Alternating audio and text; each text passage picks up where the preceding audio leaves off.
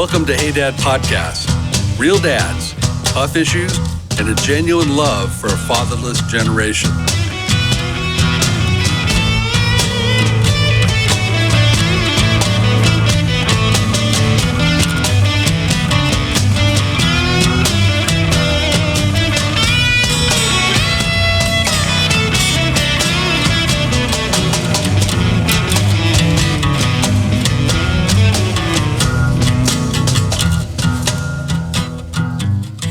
Okay, guys, welcome.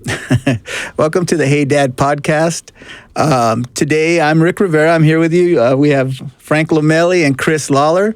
And once again, we have our special guest, James Lawler, Chris's son, who's off camera, but you may hear him from time to time. I'll let Chris explain. He's in the production chair right now, roaming about, annoying whomever he might find. That's the way my son rolls. James is autistic. He's 37 years old. He's dynamic, and he goes everywhere I go, so he's here today with us. And you might hear him. Yeah. I'm just giving you fair warning. Okay? We were singing just before this, so he may break out in song during this. So, you ready for this, guys? You ready for this? I'm ready. I hope I'm ready. We're ready. We're ready, James. Okay, you guys sing it low. Okay. Like this. Okay. Sing it low. Okay. Like that. Okay. So- Like that. Just like that. Just so like that. Keep going. welcome, guys. Today, we're going to talk about vocation versus trade, right? Yeah. No, trade, vocation versus education. higher education. Higher education. So college versus trade school. Yeah. We're thinking about young guys that are at that moment, they're finishing up high school and they're looking at the future and they don't have a dad to help them sort these issues out. Right. So should I go to higher education, beginning at a community college or whatever, and spend the money and the time doing all that? Or should I look at the trades, which are desperate for people to work in and they pay a lot? Yeah. And How do you decide? yeah, let's be fair. Let's give our own prejudice. I'm a tradesman.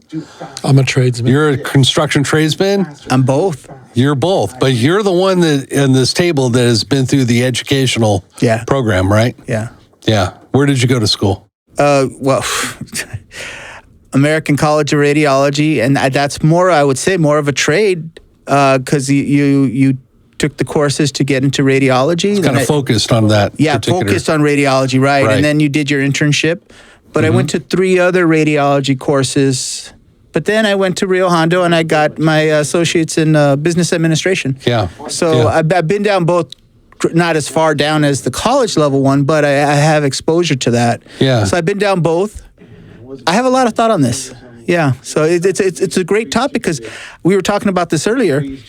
When I ask the young people at church and my children's friends who are just 18, 19, 20, and I ask them, what's your plan? 100% of the time I get this blank look. I don't know. Yeah. I don't know. And there's an anxiety in there. Yeah. And so I imagine there's a lot of people in that spot. Also, they're now 22, 23. Now this anxiety increases because when am I going to get started on this? Is everyone else moving forward and I'm stuck? Right. And there's a lot more concern in that I see, a lot more fear in them than I think we realize. So I think this is a good discussion to have because, Chris, you're in the trades. How many years have you done that?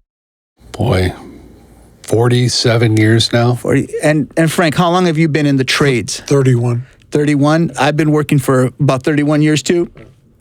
And I'm a combination of trades and college. So I think it'd be good, even if you hear us and you think, well, I don't want that. That's okay too. At least you're narrowing it down to what you don't want. Yeah, we're not here to tell you do this or don't do that. Yeah. But we are exposing our prejudices just to be fair about it. Yeah. But really what we do is we want to talk to you guys and girls how you think this through, how to sort this out.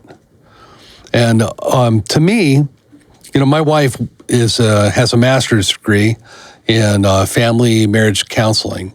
So she went through that whole process. Took her 10 years to get through, and she did it way late in life. And so I got kind of tangentially exposed to the education route that way.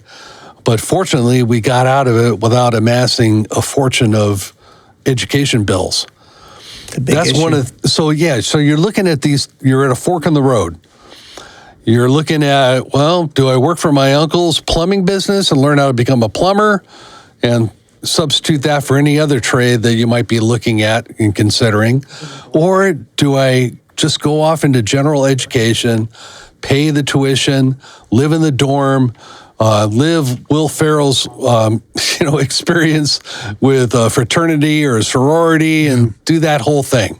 Yeah. Which way should I go? Yeah. It's a tough question, and the answer is going to be individual to the individual. But maybe, like you're talking about, we could discuss some of our problems we have with how to get into the trades, colleges, the expenses attached to it. There is a lot to think about. So hopefully we could be a sounding board for some of those questions. Back in the 80s when I was in high school, I think, well, I'll say this. I think one of the things is I grew up with my father's side of the family were all studious college. My dad, UCLA graduate engineer. He was an accountant and he was a bunch of other stuff. And he was always top notch at everything. And he was a perfectionist, even though he was an alcoholic, but he was an alcoholic behind closed doors, but he's a very much functioning alcoholic. My mother came from a family of business, all 11 of them, brothers and sisters. They all had businesses and they all succeeded in their businesses. So I think that I don't know how I can relate those times to these times because there's a lot of difference in age. There's a big gap. But I would say maybe one of the things to do is I knew early on I didn't like school. Was I not good at school? I was good at school, but it was boring to me. Because I had two things. I had a business mindset since I was 6 years old.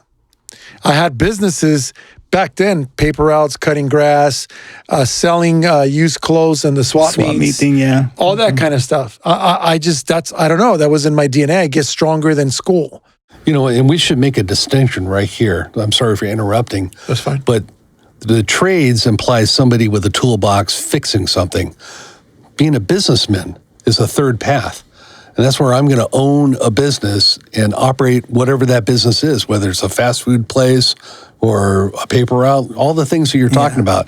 And then there's education. Now, education, of course, can support those two others, but you can go directly from this pathway and jump into a business. Yeah. And you may not ever learn the actual trade that's associated with that business.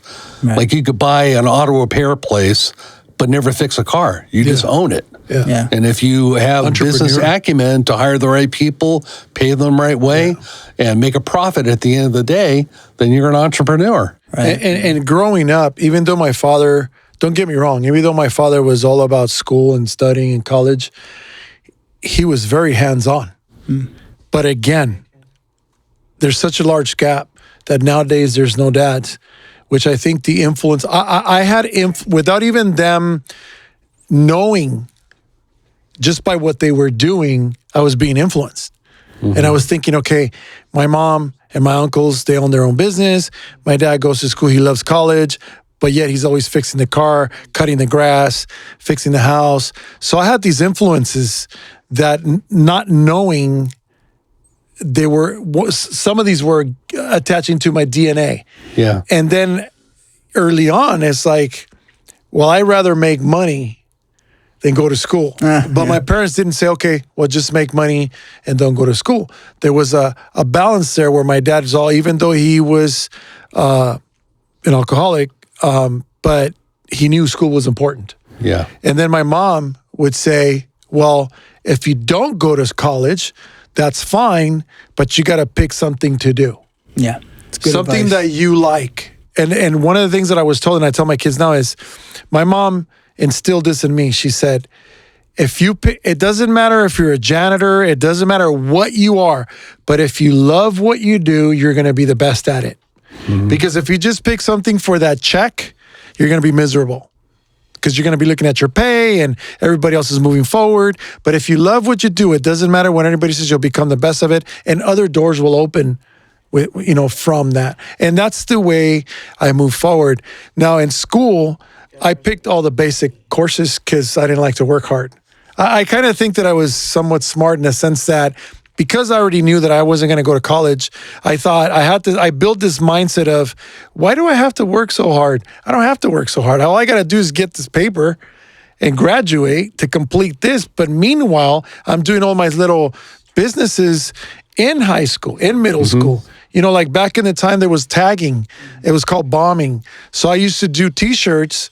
I used to buy white T-shirts at the swap meet because I was connected with that. And I bought Sharpies and I would do all these characters and writing. And then I used to buy these painter hats that were paper and I would sell them in school. And kids wanted them. And then I thought, okay, I'm a good artist.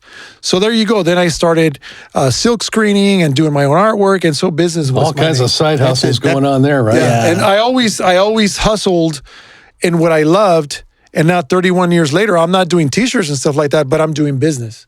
Yeah. Yeah. And you're in the construction industry. I'm in the construction industry. And there's other things that I do, but mainly that's the one that feeds the family. Yeah. Yeah. I think it's difficult to take this imaginary person that we're speaking to right now and tell you what you should do, because we really don't know you. The key to that is if we were really your father, we would have been studying you for a lifetime. Yeah. And we probably have a good sense of your tendencies and your aptitudes and that kind of stuff, give you much more spot-on type of advice. But there are several general things that everybody should know when they're at this junction in life. One of them being, don't go to college just to punt the problem down the line. And that's what so many of this recent generation are doing. They don't want to face this decision. How am I going to support myself? How am I going to make money? Oh, if I apply to college, then I can get a grant, then I can get a student loan, then I can get scholarships of various types, and I can move out and act like I'm living on my own and punt this whole issue a good 4 or 5 years down the line. Yeah. And then try to tackle it then. You know, there's two different kinds of people. There's the kind of people who, if you're in an office all day, you're going to go crazy. The thought of a cubicle, just you want to throw up. Me. And then there's the kind of people who they want the thought of getting your hands dirty doing plumbing is just gross. Digging a hole to get to the pipes, unthinkable. So you have, I think there's so much opportunity out there. If you don't have someone like Chris was saying, a father who say, I don't think that's for you. You seem to like this, and this is where you should go. If you don't have that element in your life, evaluate yourself. What do I like? What can I do all day and get lost in the work? The problem is when I ask young people that question today, I usually get, I like video games. I wouldn't encourage that one, but there is an industry out there for that too. But so I think you have to understand what you like and what you're drawn to. I have something I can share that is of these times right now. I have a 19-year-old son. And, me being a hands-on man, my son wasn't like that. He didn't like that. He was gaming. This is his life right now. It's the internet, the games, the media, all that stuff. So at first, I was very hard on him when he was little because I was trying to make him a man. And he needs to know what he's got to do or else. Again, in other segments, we've talked about being a father to your son. So with that being said, I've learned now that I saw him and he didn't know what to do. And then he did what you said. He's going to go to school. He's going to go to college, which, okay, fine. I said, I'll pay for your college, but you got to go, you got to finish because it's expensive. So I didn't agree with that, but I thought, okay. So then he started college with courses at home. He didn't physically want to go, especially with those COVID thing and all that. So then he began to get overwhelmed because there was so much. He wants to be a physicist. So he was taking some really hard courses. Yeah. So big thing to bite So off, he felt like I got to take, because I'm at home and I'm not doing anything else, not only am I going to go to college, but I'm taking all these courses because I have all the time in the world at home. And I said, I don't think that's a very good idea, especially the kind of courses you're taking. So anyways, long story short, I saw him and he began to get a little cluttered. in his mind and tense up and kind of stressing out a little bit, I said, "Can I come in now and propose something?" And he said, "Sure." I said, "Look," I said, you need to get a license. You need to be able to drive your truck. You need to be able to afford that. I got you with school. And granted, my son's not perfect, but he's a good kid. So he's like, I go, "Think about it." So he thought about it for a few days and he goes, "You know what, Pops? I think you're right."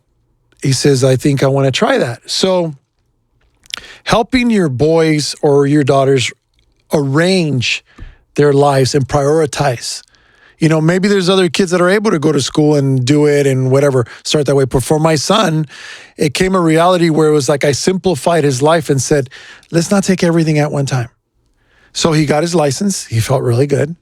So, because we have a truck that his grandfather left, my father passed away, left him a truck. He's got a car. He doesn't have to worry about having to work for a car. He was blessed in that way. But I told him, you can't drive the truck until you pay for the registration and you put insurance on it. I did the other part, and so in other words, what I'm saying is, I think unfortunately what's missing right now is not necessarily tell them what they got to do or I think you should do, but help them organize their priorities so that they can, because they take all this stuff on their own. Why? Because the father's not there. The father's not saying, "Wait a minute, son."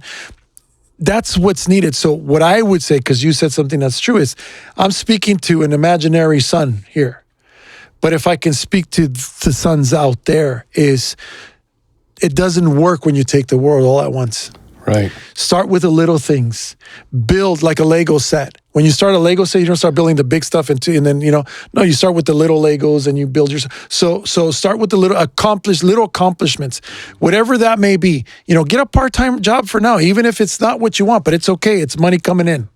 You know what I'm saying? Yeah. Part of this that makes us so intimidating, we live in Southern California. Yeah. A shed will cost $100,000 Crazy someplace. expensive. Yeah. My heart goes out to young people right now looking at that threshold. Right. It's like, how in the world? It could be scary. How can I get over the hump? I mean, little 2-bedroom houses are going for close to $1 million. Yeah. And whatever they go down in the price, people are overbidding. Yeah. To get into them. The real estate's that hot. There are a lot of jobs out there right now. This changes with circumstances. Right now, we happen to be in a pretty hot jobs market. Everybody is hiring. Everybody's They can't hiring. find people that will work for them, but that may not always be. The job market might dry up down the line. I like what you said. Is that don't bear this all at once in your head. Yeah. This is why I think a lot of kids default to go to school, because that way I don't have to think about it. All I have to think about is how do I get past this class, and I already sort of know how to do that because of what high school has shown me. So it's more the same kind of environment that I'm already used to. On top of that, we get to party, and now we get to drink on top of partying, which probably I was drinking in high school anyway. It's just kind of an extension of that high school life. That seems so attractive because the alternative is to get real with real life. Yeah. And man, real life is a monster. Yeah. Yeah. I think preparing, though, like we're talking about trade versus college, right? I think both are good, though, because you're going to have to provide for your family and yourself. You need something. The trades are excellent. The money's really good. Yeah. There's a lot of opportunity through ROP, through state and federal programs to do training. You could even call the union halls and say, "Hey, I want in. Where do I start?" And they'll give you direction on that. But you got to make sure that's for you too, though. You got to, like Chris, you work with leather, right? And you do restoration of leather products and things like that, furniture and like that. Where in the heck do you even get into that? Yeah. Where do you... Typically, you got to get hired on in somebody's business from the bottom, and you get exposed to it that way. Handed down trade. That's the pathway for almost any kind of business experience if you bypass the college. When you go with the college route and you decide you're going to take the next 4 years of your life and do that, then you're playing their game. And you're not really even thinking or participating in the other aspect unless you're paying your full way. Right. Now, I'm a parent. I'm one of these parents that I don't pay for my kids' college. That's for me. If that's something you want and you desire enough, you'll solve that nut. If I simply make it easier for you to do it, then you're probably not going to value it the way that you would if you had to pay for it. And that's not wrong. Yeah, it's not wrong. It's not necessarily the right way either. You know, But what is the right way? Because there is a lot of kids that you pay for, and they just say, "Oh, I don't want to do this anymore." I'll tell you what. As a dad, what I would do is I'd be the bank. You kid, you come to me and you make a proposal like you're going to borrow money from the bank to do an enterprise. So you come to me with a plan. Here's what I'm going to educate myself to do, the jobs I'm going to get, where I'm going to go get out of the red and move into the black. And for all that, Dad, I need $100,000 of college expenses paid for me. And I'll evaluate it like a banker would, whether or not it's a good idea or not. Yeah. Because you got to really be motivated in what you're going to accomplish. Otherwise, you're just going to waste all that money, and you'll be at the end of your college experience with an enormous student loan. Well, or a bill that it's under your name. Yeah, right. But, you know, I have to say this. I was in the trade. I went to a trade-like school for radiology. I went to 3 different schools in that. And then I went to college. I achieved only associates, but I've gotten a taste of both. But I'll have to say this. I've hired college graduate students who I was really shocked how unprepared they were. College to me seems like it's almost a good old boys club. Like, you want to become this profession, you have to go to college. Now, who's setting that rule? Right. People who went through the college system. Yeah, right. It really is like a good old boys club, and we're going to keep it like this. And I don't think it's fair, because I've seen people graduate from college. I've never seen college prepare anyone for the real job. Yeah. I think what college does do, though, it's a test. It's a very difficult process. It's a long process. And if you have the mental fortitude and strength to complete it, though, that says something positive about you. Of course. I get that part. But I have to say this. I use 5% of what I learned in college. Yeah. I even had to say the same somewhat for the trade, because the way I learned my trade is we had to learn physics and we had to do stuff that's not really applied to what we do day to day. But when you did your externship, now you got your hands on it and you learn fast that way. So I'm not saying I totally endorse college, but there's certain careers that you have to have that college degree to get into. Right. And that's just the way it is, you know. And so it's maybe a game I don't 100% agree with, but those are the rules. You just got to learn it. Like it or not, that's the rule, you know? So that puts the burden on that young man or young woman to know what that end result is going to be. And that's very hard for them to predict. What is, here I am facing a ladder that goes up 100 stories into the sky, so far up I can't even see the top of it. How do I know that when I get to the top of that ladder, it's going to be the place I really want to be in my life? You're wasting your time on the wrong one. Yeah. Yeah. You know, there are online tests that test your personality, and then they suggest a career. I think that's a good option to do, because you may be the type, you love hands-on, you love building, you love carpentry, you love the satisfaction of putting something together, the physical exercise of it, you love the physicality, I should say, of it. That may be where you're drawn to, you know, and that's great. Or you may be like, I don't like getting dirty. You know, I smashed my thumb one time. I don't want to mess with that. I'd rather, I enjoy math. I enjoy data programming. I enjoy, you know, you have to kind of soul search what you like. I think that, I don't know, I could be wrong, but it's really easy, I believe, to kind of, to sit down, okay? Let's get rid of the, I want to go with my friends mentality, I want to party, or I want to do fun stuff. Okay, that's always going to be there. Wherever you go, there's going to be friends, there's going to be good times. So don't worry about that. Don't worry about losing that, because I think that's priority one for everybody, and then everything else. So that's always going to be there. The girls, the guys, the outings, whatever. I wonder how many kids can sit there and in realistic ways ask themselves, what do I truly love? Yeah. What is it that I see myself, even if it seems ridiculous, but what do I really see myself doing? Do I love to help people, build stuff, study? I mean, really. And I'm not even going to laugh at saying I want to be a doctor because, well, that could be possible. Right. Okay.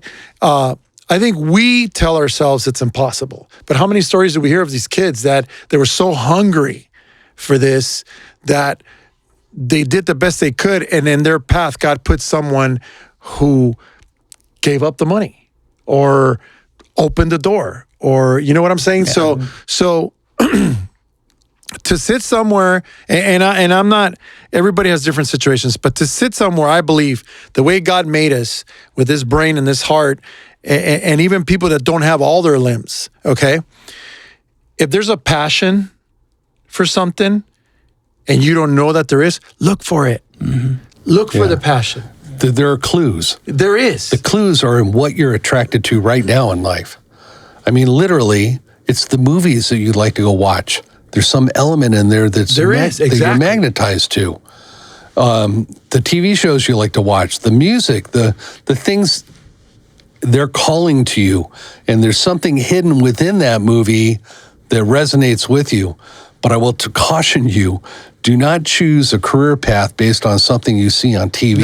No. Like the way doctor shows, that's why I want to be a doctor so I could be George Clooney.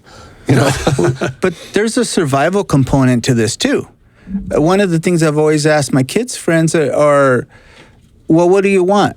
Do you want to live in an apartment, a house? Do you want a condominium? And then I start doing the math for them. Oh, and they all say the same thing. Oh, I want a house.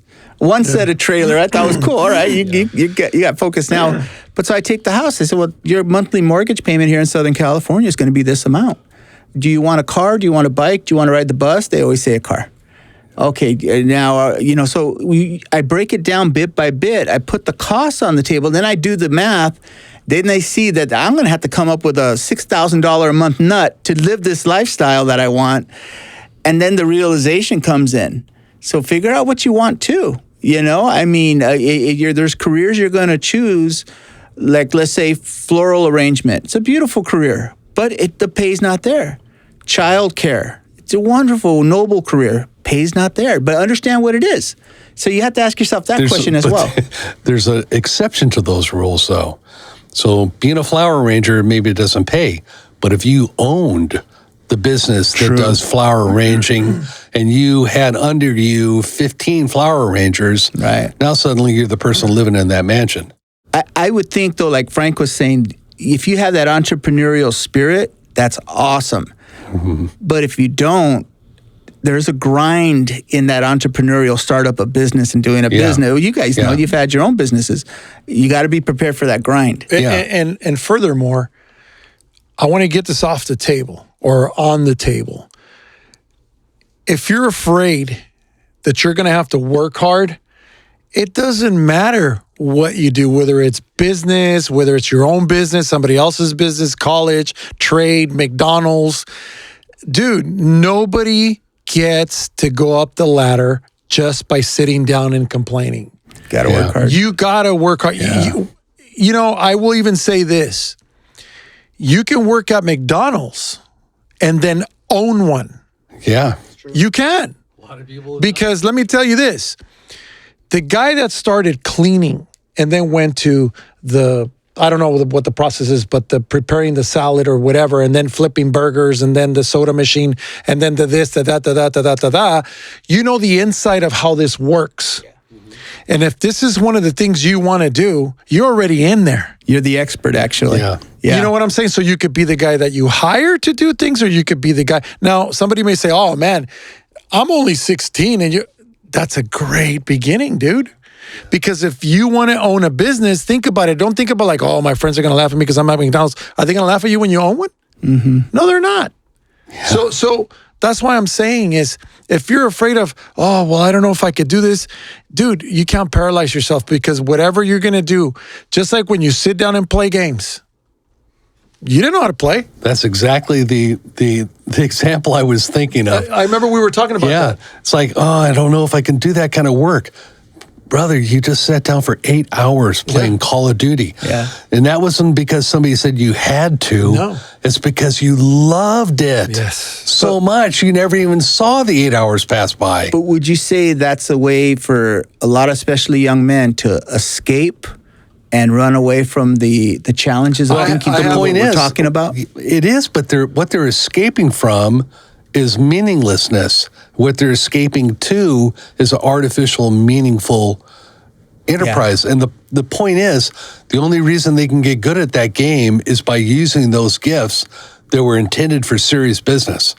They're playing with them, but they're there. Well, the assets are there. So if they ever find a trade that they love, and here's the deal, being in a business, I'll use myself as an example. The reason my business looks the way it looks, I'm a practitioner type of business. I'm not an owner where I sit in an office and I have people working under me. I'm a person that wants to do the work with his hands on the bench. I personally do it. That, to me, that's much more like a doctor. A doctor has a practice where a construction guy might have a business and many other construction guys. Yeah, and you're hiring guys like me. You're looking for guys that can work with their hands.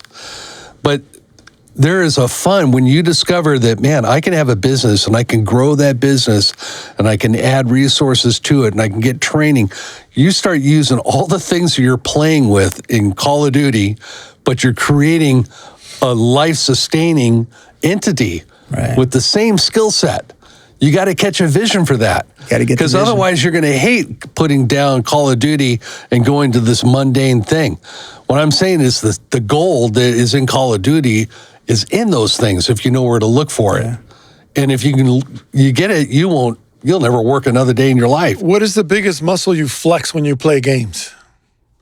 Your brain. Oh, I was going to say, you use a muscle? Yeah. Your brain. Everybody's talking that could have gone many places. This is a stereotype for that. Yeah. You're doing this. Yeah, you're doing that, which it takes coordination. Yeah. But my son knows how to decode and figure out new, I don't know what you call them. I'm strategy. Not into it, but strategies. And if you have that kind of brain, that's life. You're going to love it.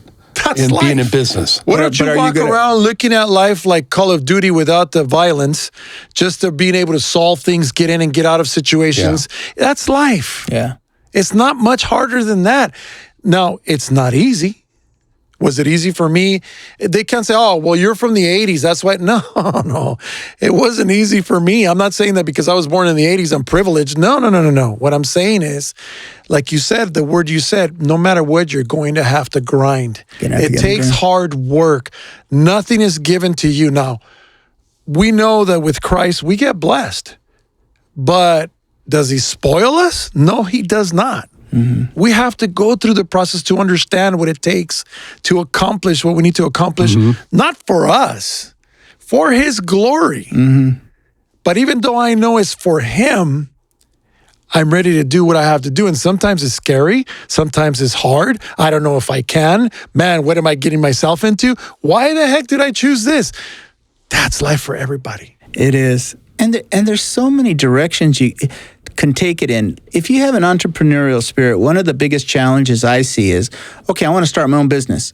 But then you start well, how do I pay taxes? How do I get a business license? If I get an employee, am I supposed to provide insurance? Am I supposed to get workers' comp insurance? All these things seem like huge obstacles, but they're not. They're not. You can really jump on YouTube and do the research. Well, now you can. So awesome. I would say for entrepreneurial spirit people, jump into it, because I saw a guy on YouTube. He makes $186,000 a year. He buys stuff in yard sales, catalogs it, puts it in his garage, sells it on eBay. Yeah. And he's a one-man business. Yeah. Now, his only problem is his wife made him say it has to stay within the garage. He didn't want all this junk all over the backyard and stuff. This guy's making a career out of this. Why not jump into that? And the questions are going to come. Well, how do you pay taxes from that? They call it analysis paralysis, where you overanalyze something so much you're afraid to do it. Yeah, all you need to know is how to do the next thing. Right. That's it. Because Yeah. it's one step in front of the other. Right. You don't have to solve the entire puzzle all in advance. Exactly. Just No, you need to don't. know how to take the next You're step. not expected to. Do the next thing that comes to your hand. You guys know about my art. You guys know that I don't even call myself an artist, and people tell me they see my stuff and they say, you are. You know, and I do these metal sculptures and all that stuff. Well, when was that really hard recession? 08? 2008, right? Okay. Okay, so at the age of, I can't even do the math right now, but I'm 55. I think I was like, how long ago was that? I don't even want to do That was math. like 16 years ago. Okay, so deduct 16 from my 55. Yeah. At that age, I was a very successful man, and I had a painting company, and I was great at it. My dad retired. He wanted to do something. His knowledge was welding shop, fabrication shop. My mom said to open a business with him. I knew nothing about it, but I relied on my father. So again, he's a very smart man. He taught me all this stuff. 08 came. We had contracts with the gas company, Caltrans and all that. All that froze. You guys remember that. Not a fly would come through the door. I put everything I've earned to that point was $250,000. I put it into that business to buy equipment and everything. I lost it all. So when did I become an artist? It was in that time. I had a garage, some tools that I saved, a welding machine, a compressor, some hand tools. I had no work. I lost everything. Devastated. What did I have to do every day other than fiddle my thumbs and just pray? And at that time, I was a baby Christian. I was angry at God and then not, and then, going through that. I had a bunch of metal in the back. Didn't really know how to weld. I started messing around.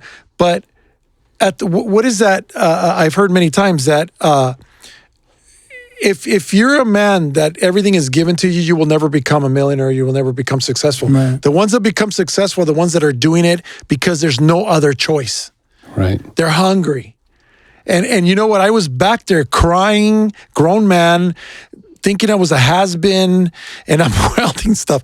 I'm not realizing that I'm just welding stuff through my tears, and I created this thing, and my wife's like, where'd you get that from? I don't know. And all of a sudden, it's like, wait a minute. So now, long story short from them, I've been doing this for like 16 years.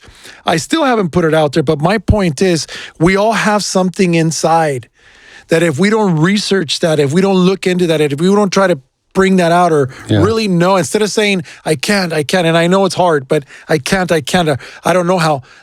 We're gifted with something. Everybody has something. Yeah. And it's not easy to start.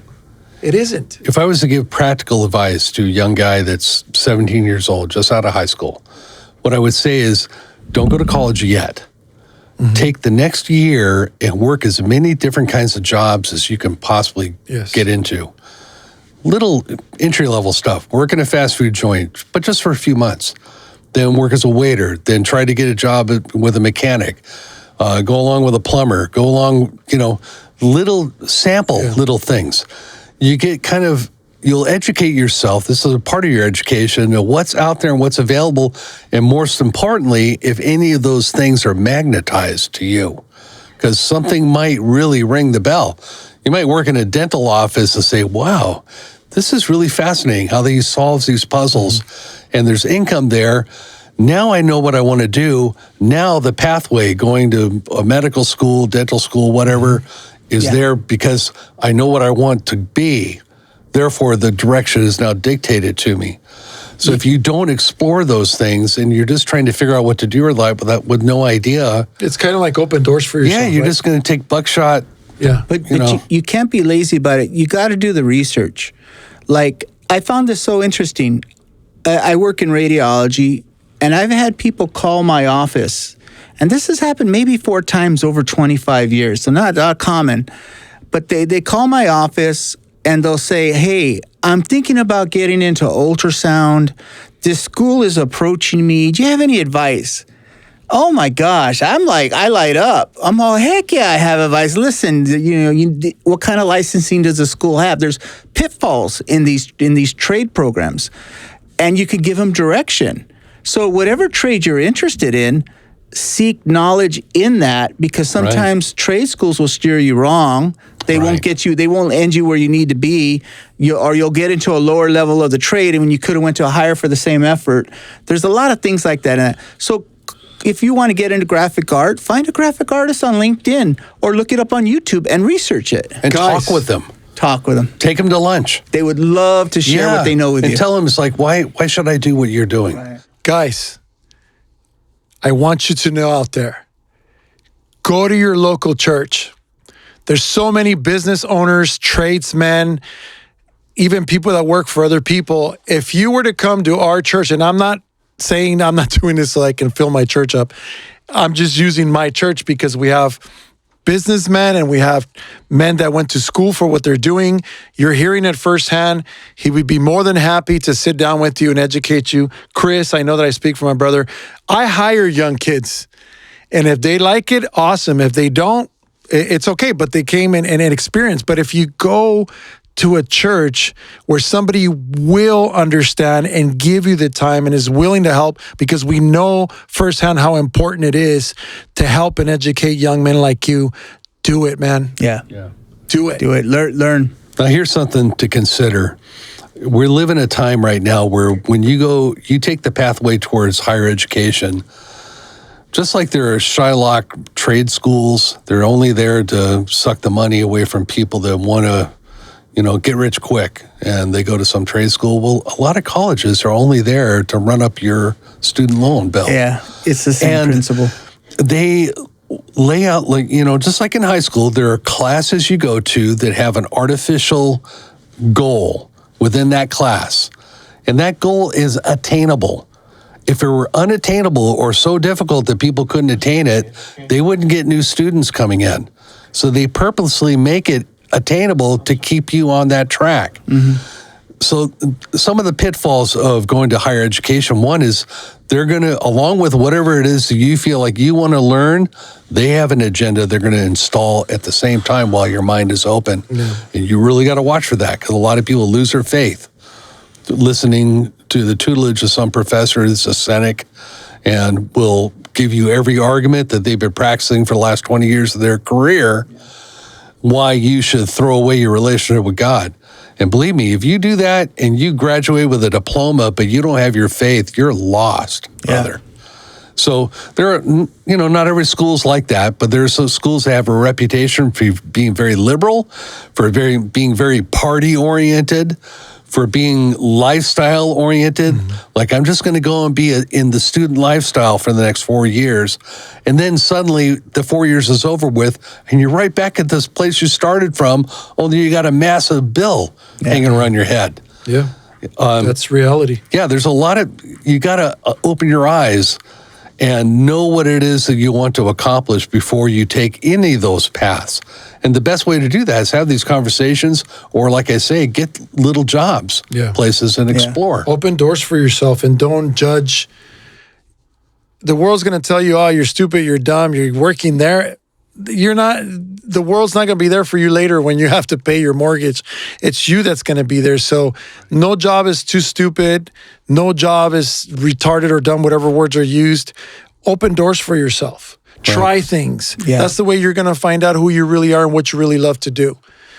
And as for that gigantic house expense, the giant nut of entering in and getting going in your life and supporting yourself, don't worry about that. No. That will come. That will grow from your own abilities. Yeah. As you become an expert in stuff, believe me, the world starts to beat a path to your door. Yeah. Mm-hmm. I can testify for myself. I'm 47 years in leather repair.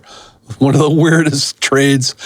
It's such a strange trade. I got into this through my communal experience with a Christian church way back in the day. Now I'm like one of the experts in this entire area in this craft. So I have people that have $100,000 invested in an exotic leather sofa that beat a path to my door and pay me exorbitant amounts to go and heal a little scratch on the sofa someplace. Like, who knew?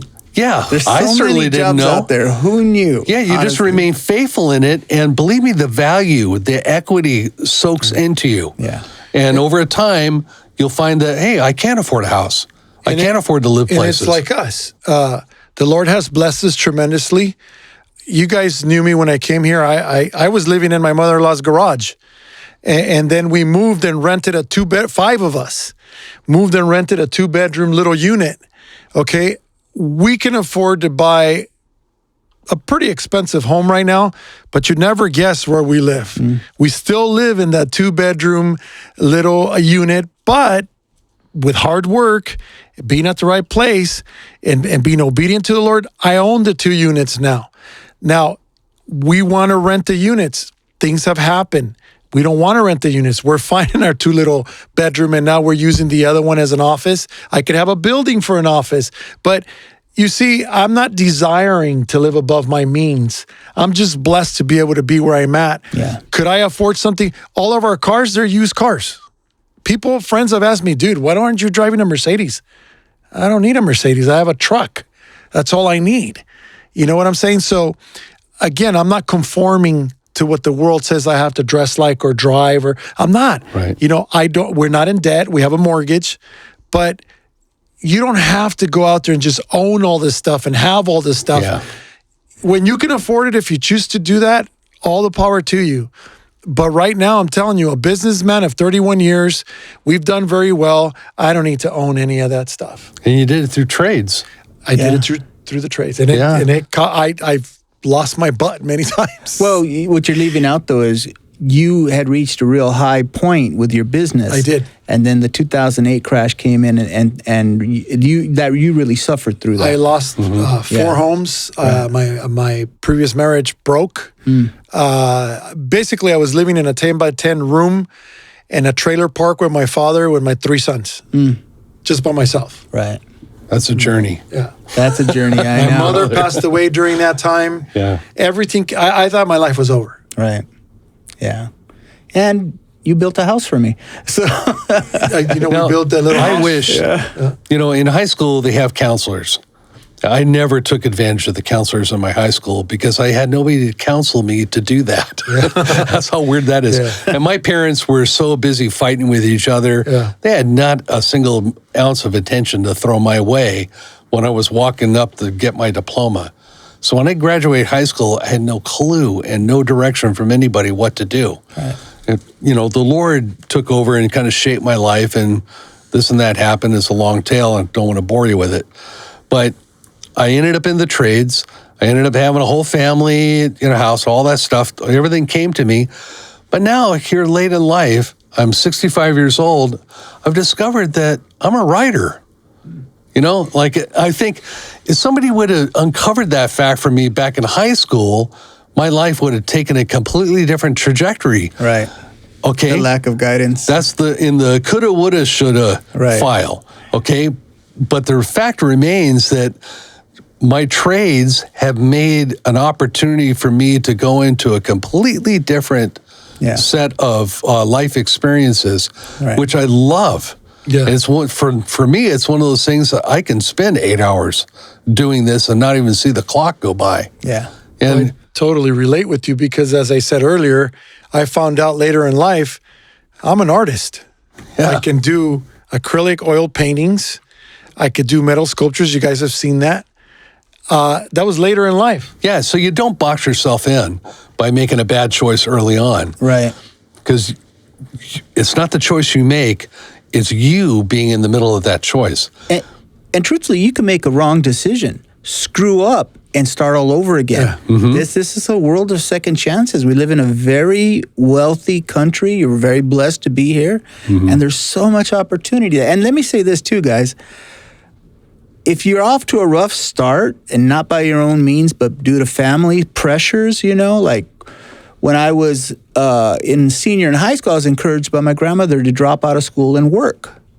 Now, who does that? Yeah. But that was my reality. And I was a machinist, and I started working in a foundry department within the same country where we would melt down metal. I was working graveyard. I'm 20, going to be 21.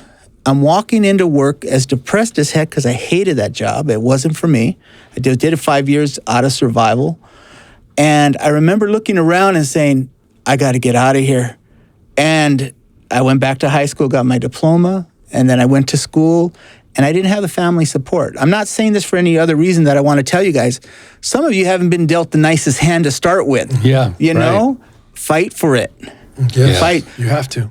No one, I'm going to tell the story. Whenever anyone would ask me, like when I first got out of high school, I was working flower shop in the daytime, delivering flowers and pizza at night. That's what I would do.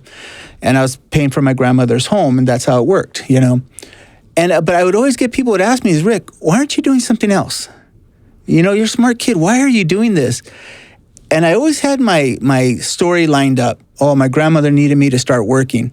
And most people, you're helping your grandma. That's good, you know, and this and that. Yeah. I told this owner of the flower shop that when he asked me that question. And this is all he said. He goes, don't you know nobody cares about your bitching? No, I thank God for him. That was a gut punch, yes, but it opened my eyes. Yeah. My excuses and my sad stories don't matter squat. If I want to do it, I just got to get out there and do it. Yeah. Did I have new cars? No. Did I have to take buses? Yes. You know, and then as I started having children, I'm going to school at night. It was a hard road that really sucked, to be very honest with you. But that's okay. Don't hide behind any excuse. And excuse me for using this language, but I can't think of a better way to say it. Because nobody cares about your bitching. Yeah. Your bitching's not going to pay for your daughter's prom dress. It's not going to buy you a home. This is where you kind of got to be strong, man. You got to lift yourself up and do it. But be like we're talking about right now, be very careful. Research these careers. YouTube it. Call people who know it. Heck, I'll even throw this out there because I know you guys well enough to throw this. We have an email address on the podcast, and YouTube has a little comment section. Reach out to us. Yes. Construction, leather work. Yes. I work in radiology. Man, and if we don't have the answers for you, we'll be able to direct you to people who do. Yes. I'll bet those hard times that you're talking about are some of your fondest memories now. You know, it's funny. In this way, it gives me contrast. It sucks so bad. I am so grateful to God where I'm at now. Yeah. Does that make sense? Yeah. Like, after a full day of work, your kids are at home. You don't even see them. You go straight to some night class, endless night class. It's depressing. Mm-hmm. It's depressing. And man, I miss my kids. This class really sucks. Now I'm angry. And this is back before online classes, so you had to physically go to these campuses. It was hard. But then again, I was always desperate. Am I going to be able to provide for my family? You know, if I want to do this in my industry, I have to get this license. So here I got to get that one. So I was always pushing and striving in that. But it makes me appreciate what I have so much now. Yeah. I can't even remember how many times I was the guy at Arco pumping gas into my truck on a holiday weekend, watching everybody else fill up their Sea-Doos, their boats. They're going on vacation. And I'm going to Arco because it's the cheapest gas, and I got to do this little remodel. And it broke my heart that, excuse my language, I was a broke ass. Yeah. And I'm thinking, when am I going to be able to take my family on a vacation? I like to be that guy with that boat and the Sea-Doo. Grinding and grinding and grinding. Right. Grind it out. You got to learn to love that, because it doesn't matter how much money you make. You're always going to have that moment. Yeah. I'm putting Union 76, the most expensive gas. And I'm looking at somebody filling up his gigantic motorhome.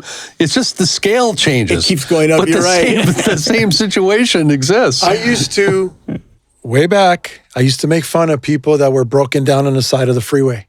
Oh, these guys, man, retarded. Didn't they know they needed gas? Well, guess what? I don't know how many times I was the guy with the blowout because I would buy used tires. Yeah. I ran out of gas because all I had was $20 and I hoped that I made it to the job. And you know what? Now I have compassion. Yeah. And I see these people and I say, Lord, please bring someone to them. But doesn't it make you appreciate what you have now? Of course. The contrast is a blessing. Of course. I like the way our pastor said it in one of the sermons. He says, humility is a wonderful gift, but it came at a very expensive price. Yes, it did. But it's okay. Bite that, chew that dirt. It's treasure now. You know, yeah, exactly. And what I'm trying to say with that for the young men that are listening is, we're no different than you. No. Don't look at us. What I am today, I wasn't before. Right. Yeah. I can't even believe sometimes. I look to God and say, praise you, Lord. I can't even believe I'm where I'm at. Yeah. Yeah. Because I wasn't going to make it. Right. To me, according to me. But can you imagine if I was running with what's according to me? I wouldn't have made it. Yeah. I have to push and I have to push and I have to believe that God has something more for me. I have to believe that.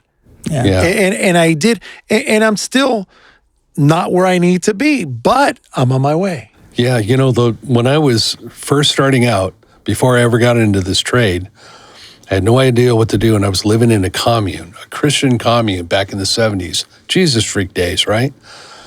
And a lot of the people living there were all fried out hippies and had no idea what to do with their lives. Really didn't even think about it because we thought Jesus is going to come back a couple months from now and it'll be all over. So why even worry about it, you know? But one scripture sank into the core of my soul, and that was, seek ye first the kingdom of God, and all these other things will be added unto you. If somebody could have grabbed me out of high school and said, one thing we're going to do, while the pallet is completely empty in your life, we're going to stand before God and say, God, I'm an empty pallet for you. Make me the man that you want me to be. That's invoking the blessing of Solomon. When Solomon had the job of leading the entire nation of Israel, the first thing he did is says, how can any man do this job? You have to give me wisdom to do it.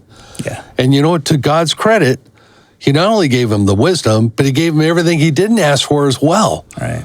And that's how the Lord will back your play. So rather than trying to figure this out on yourself, or figure it out on your own, or use our techniques, or seek out some wise mentor that's going to reveal to you the secrets of life, you have within your means, young man, young woman, to stand before the Lord all by yourself and ask God for his direction.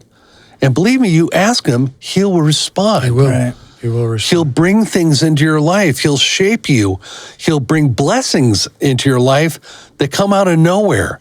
He'll support you, because if you allow him to put his anointing on you, then his supply is going to follow that anointing. Yeah.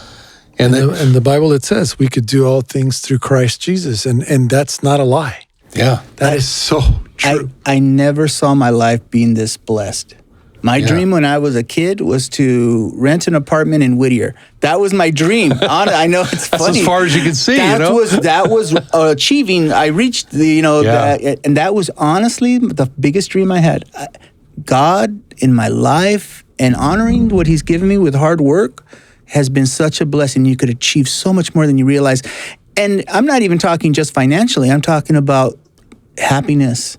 Oh, your the marriage, women he's your brought children. into our lives are all triple black Oh belt my women. gosh, yeah. You know, Yeah. that just bring such blessing. Yeah. And kids bring blessing most of the time. So yeah, when they're acting being good. James has been good this whole time. Man, We you're a are- superstar, son. We are people just like you. We are men that were boys once. Struggled. We didn't have a silver spoon in our mouth. Rusty nail most of the time. No plastic spoon. We not even it was a finger most of the time. But what I'm saying is, you hear us about business and all of this. It took work. It took work. It took work, and it's still not over. And no one ever handed it to us. No. No one ever knocked on our door and say, hey, here's this beautiful thing. Lucky you. I'm not a spoiled brat. Never I'm not. happened. Yeah. I'm not. And we grinded and grinded, and we're still grinding. Still. We're living the same life you're living right now in this world, where we're hearing about the government recession, all these things that are going. We're living it too, and we're sometimes scared of it. Oh, yeah. And other times we're not, because we got to remind ourselves that we have God. Yeah. We need to rest in him, believe in him, trust in him. He is the one that's going to put us through. We do the same thing you do. We take the world by the horns, and then we're like, wait a minute. We check ourselves and say, that's not for us to do. Now, do we have to be conscientious about what's going on and what we do in our actions? Yes. But ultimately, the Lord is the one that's going to lead us, protect us, provide for us. He is our rock. We're in the same boat you are. Just because we're older, it's not like, oh, well, you guys have it made because you're... No, we don't. Yeah. Right. We don't. Now we have you that we want to care for. We want to understand how to help you with our own children and you out there. So if we could, we wouldn't reach back into your life and make your life easy. We would ensure that your life is just as hard as ours, because that's where strength comes from. Yeah. And you'll become strong, and you'll be a master of all these things that are difficult issues. we don't get paid to do this right now. We're doing it because you matter. Yeah. We're doing it because we want to figure out, hopefully, or know, or have some kind of knowledge as to how we can truly help you. But there is no pay. This is out of our own. Yeah. I could be with my family at Sunday. This is family day. But you know what? I choose to be here. I choose to be here because I really want to hear from you guys. I really want to know, how do we do this together with you? I don't want you to have a reason or an excuse to say, I don't matter, I'm just going to off myself or whatever. No, you don't have that excuse. It's 3 men, and I know that it may seem like it's only 3 men, but it's 3 men here that truly care, that want to know how to help you. And if you reach out to us, we'll do our best. We can't promise anything because nothing is promised only by the Lord. But we can tell you this, we will find a way, resources, ourselves, I don't know, whatever it takes to do this. This is not a joke. This does matter to us, and it's from the heart. That's well said. The key to success is knowledge. And if you belong to a church or a group, find an older man who you resonate with, who you like, and who you sense would be, and ask him. Approach us. Hey, man, I need a mentor in my career or in my spiritual walk. Hey, would you consider that? Yeah, that's another topic we're going to get to. It's a good talk. Senseis and mentors. Wow. And if you have questions and you're not in that position right now, like Frank said, I love it. Reach out to us. Yeah, look, I'm circling the drain of retirement right now, but I haven't flushed down yet, so I'm still keeping my business going. But now we live to show other people the way. Yeah, exactly. But even when you retire, you have the time to sit on that rocking chair and pour into somebody else what you know. Yeah. And hopefully it'll help you some. Yeah. So call us, contact us, and we'd like to talk to you about your car's extended warranty at the same time. Love you guys. Well, let's close in prayer. Chris, will you close us out? Lord, I ask you to put your blessing upon all these young people that might be listening, that are finding some reason to hope. Put your anointing upon them and show them the way that they should go. A man makes his plans, but God directs his steps. So show them the way that they should go, the way that will not peel off years of wasted effort. They'll be right on the money in the way that you formed them, that every day they wake up and can't wait to dive into the work that they have let loose in their life.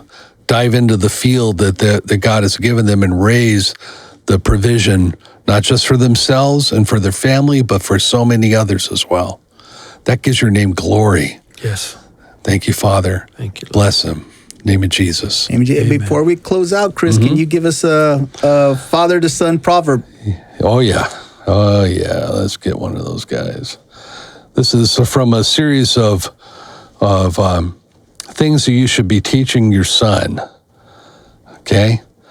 Return a borrowed car with a full tank of gas. Oh, man. Yes. Yes. That's only decent. Yeah, you'll be respected. And don't be that guy guy. Here it is. I had to push it in because it's completely empty. Don't be that guy. Yeah. Come on, man. Good advice, and thank you, Chris. And thank you all for joining us today. All right.